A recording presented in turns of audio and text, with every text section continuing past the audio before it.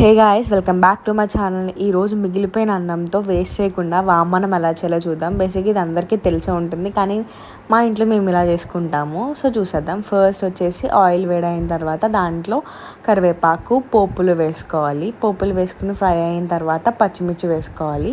పచ్చిమిర్చి ఫ్రై అయిన తర్వాత ఆనియన్ వేసుకోవాలన్నమాట. ఆనియన్ ఫుల్గా వేపకూడదు, కొంచెం క్రంచీగా ఉండేంత వరకు వేపుకోవాలి. ఎందుకంటే దీంట్లో ఆనియన్స్ టేస్ట్ చాలా బాగుంటుంది. తర్వాత పసుపు వేసుకోవాలి. పసుపు వేసి కలుపుకున్న తర్వాత వాము నలుపుకొని వేసుకోవాలన్నమాట. సో అది కూడా కొంచెం ఫ్రై అయిపోయిన తర్వాత లాస్ట్లో అన్నం వేసుకోవడమే. అన్నం వేసుకుని తర్వాత దానిపైన సాల్ట్ వేసుకుని కలుపుకోవాలన్నమాట. సో ఇది చాలా ఈజీ, సింపుల్ కూడా.